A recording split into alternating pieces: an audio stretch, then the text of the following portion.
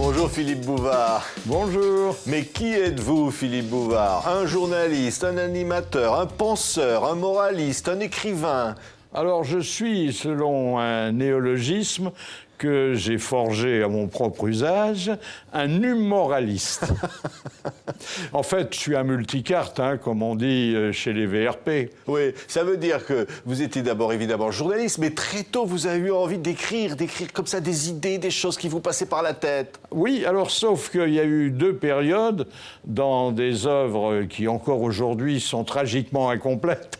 D'abord, une époque où je tirais à la ligne, c'est-à-dire que avec un demi-feuillet, j'en faisais 4 ou 5. Et puis, la dernière époque que j'ai abordée depuis quelques années, où c'est la tendance inverse. J'essaye, avec 3 feuillets, de faire 3 lignes. Oui, vous faites même parfois moins. Je vous cite, il y a pire que de n'avoir pas d'idée générale, c'est de n'avoir que cela. Oui, et ça, c'est quelque chose qui me concerne. Non, parce que, attention, il y a beaucoup de mea culpa. Oui, il y a beaucoup d'autodérision derrière tout ça. Beaucoup d'autodérision, parce qu'il faut se moquer de soi et ne pas laisser ce soin à des gens qui sont moins bien intentionnés. Oui, mais il y a une sorte de moralisme. C'est-à-dire, vous aimez admirer ou regarder vos contemporains. Oui, enfin, moraliste, faut pas exagérer non plus, mais l'âge venant, je me suis dit que je ne pouvais pas paraître tout accepter. Alors, il y a un moment pour la rigolade, et puis tout de suite après, il faut dire aux gens, et notamment aux jeunes, mais enfin, comme les jeunes, ils lisent de moins en moins, mes écrits peuvent pas leur faire de mal, il faut leur dire que, attention, parce que là, c'est les nouvelles tendances, mais elles sont parfois dangereuses. Oui. Et puis après, on passe à une autre rigolade. C'est ça. Mais vous dites, par exemple, le moraliste se trompe plus souvent, mais moins longtemps. Parce qu'évidemment, c'est très court. Oui, mais la concision, finalement, c'est une qualité, surtout aujourd'hui où on a de moins en moins de temps à consacrer à la lecture. Mais alors, vous dites, par exemple, alors là, je vous cite dans ce livre « 1001 pensées » publié au Cherche-Midi, vous remarquerez qu'en couverture, je me suis déguisé en chinois, mais en chinois pour la sagesse. C'était pas encore l'époque où les Chinois rachetaient nos aéroports. C'est ça, voilà. Donc, vous ne rachèterez rien, Philippe Bouvard, mais vous dites, par exemple, il faut prendre le public par la main et puis vite aller laver les siennes. Non mais ça, c'est pas gentil pour le public. Non mais alors, de temps en temps, il y a des horreurs.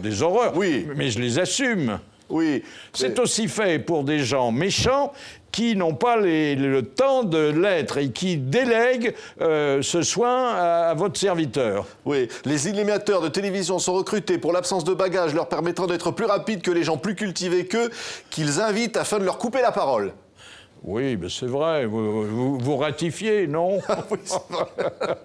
Mais attendez, c'est quelque chose qui est très important et que parfois j'ai souligné au public. Parce que de couper la parole quand on a juste son certificat d'études à un prix Nobel, ça pourrait friser l'impolitesse. Or, c'est si on le laissait parler alors qu'on ne comprend plus ce qu'il dit, que ça deviendrait impoli à l'égard des gens qui regardent et qui écoutent. Donc, notre politesse, c'est une certaine impolitesse. Oui, mais vous dites que pour certaines émissions, les animateurs sont très payés, mais c'est le public qui n'est pas assez payé. Oh, parfois, il est payé aussi, Oh, oui. C'est un autre exemple, vous dites « Interview d'artistes à la télé, le plat pays des questions oiseuses baigne dans l'océan des réponses sans intérêt. » Oui. Bon, mais ça aussi, c'est le mea culpa. Aujourd'hui, on donne à trop de gens la parole pour que ce soit passionnant.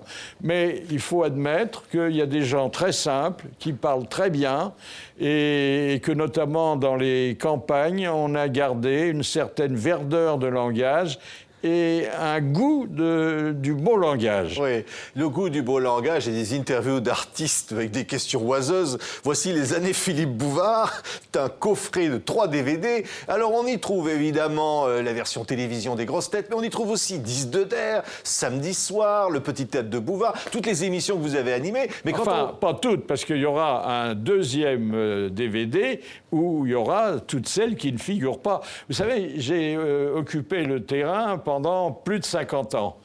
et souvent avec des émissions quotidiennes, ou en tout cas hebdomadaires. Ça finit par faire beaucoup de souvenirs, beaucoup d'images. Beaucoup de souvenirs à travers... Alors, 10 de Der, par exemple. Alors, on va chez Maxime, vous invitez, c'est la télévision en noir et blanc, il n'y a qu'une chaîne de télévision. Maxime, à l'époque, c'était le restaurant le plus célèbre du monde.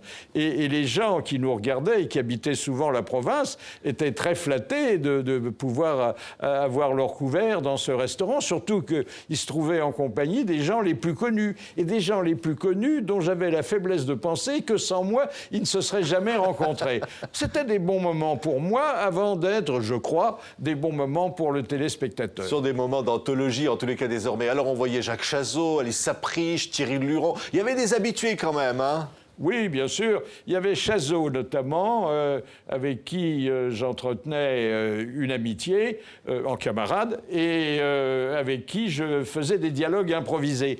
Mais il n'y avait pas de problème parce que il n'y avait pas la législation et les contraintes qui, aujourd'hui, nous mettent un bœuf sur la langue quand on veut aller un peu plus loin que le politiquement correct. On pouvait tout dire. Oui. On pouvait raconter des histoires mettant en cause toutes les communautés, mais gentiment, parce qu'on était là pour égratigner et jamais pour blesser. Vous n'hésitiez pas à égratigner quand même vos interviewés. Hein, vous avez une interview avec Mireille Mathieu, c'était très drôle. Elle vous annonce qu'elle va se marier, des choses comme ça. Oui, Mireille, c'était une bonne cliente.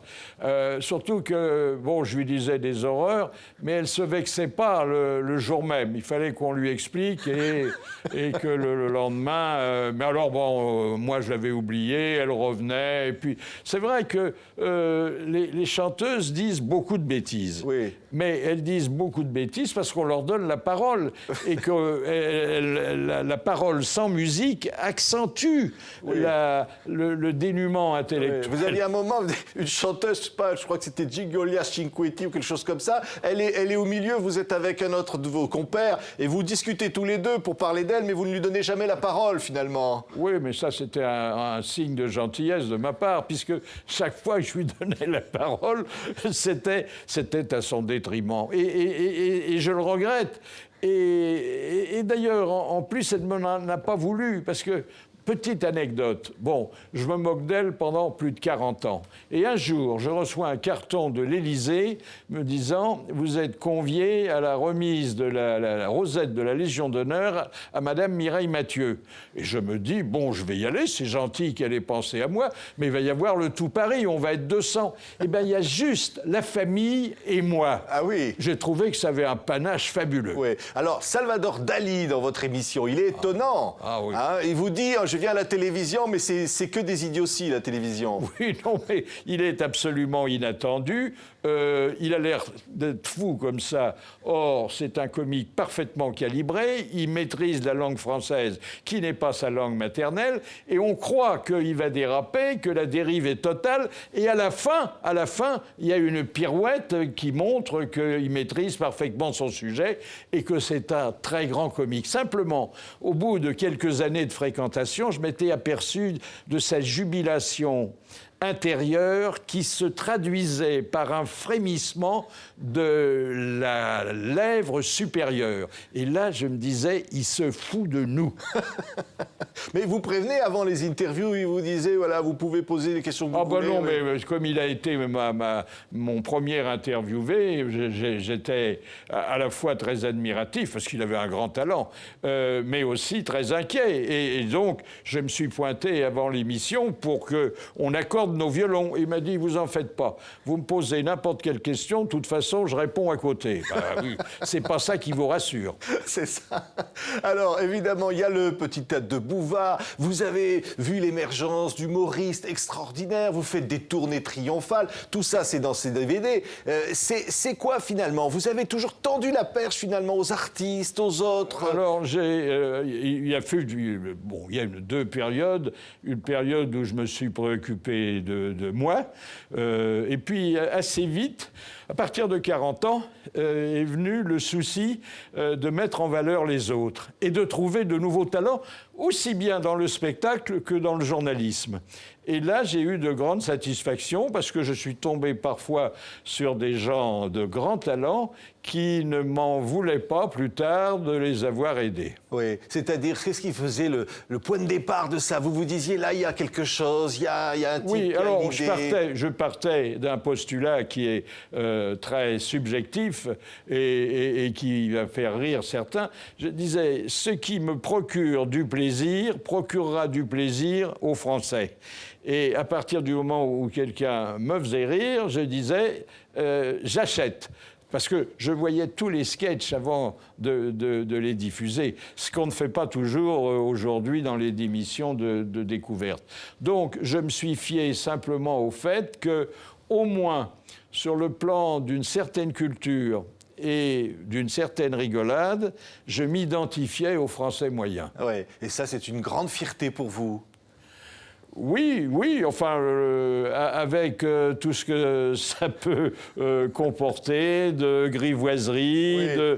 de faiblesse, parfois de petites méchancetés, mais j'assume. Oui. Et alors, dans ce DVD, il y a évidemment les grosses têtes sur TF1, avec des Sim, des Carlos. Alors, des rien à voir avec extraordinaires. le concept de la radio, mais nous avons pendant 5 ans, et parfois tous les samedis soirs, enfin 2 samedis soirs par mois, et c'était une responsabilité et une pression formidable, nous avons écrit entre 16 et 20 sketchs et chansons chaque fois. Donc il n'y avait plus place pour l'improvisation, mais on faisait du spectacle, et du spectacle populaire, comme je crois, on n'ose plus en faire aujourd'hui. On a besoin de rire comme ça. Votre rire, Philippe, est tellement célèbre.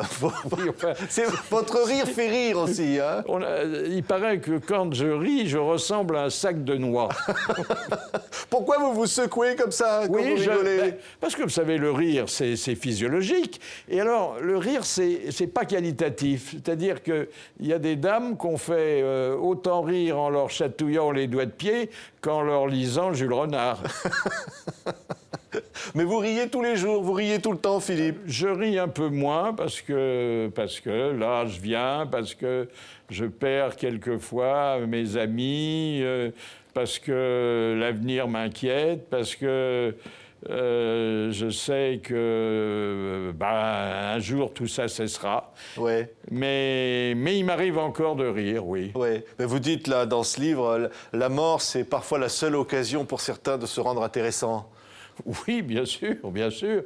Il y a des gens dont on ne parle que quand ils ont passé l'arme à gauche, mais j'ai vis-à-vis de la mort une distance prudente. Bon, j'essaie de pas trop en parler pour pas me rappeler à l'attention de la grande faucheuse. Et je crois à l'immortalité. Alors ça va vous surprendre, mais pour moi, l'immortalité, c'est de croire qu'on est immortel tant qu'on n'est pas mort. Et actuellement, je suis immortel. C'est vrai. Allez, je vais vous citer une dernière fois une phrase pas possible, comme ça fera une très mauvaise fin d'émission. Vous avez dit, à partir d'un certain âge, la sexualité devient plus cérébrale, il faut titiller la matière grise si l'on veut obtenir la matière blanche. Oui, alors là, je vais un peu loin. Hein. Je me demande si aujourd'hui j'écrirais encore ça. Cela dit, hélas, c'est la vérité. Merci beaucoup, Philippe Bouvard. Merci à vous.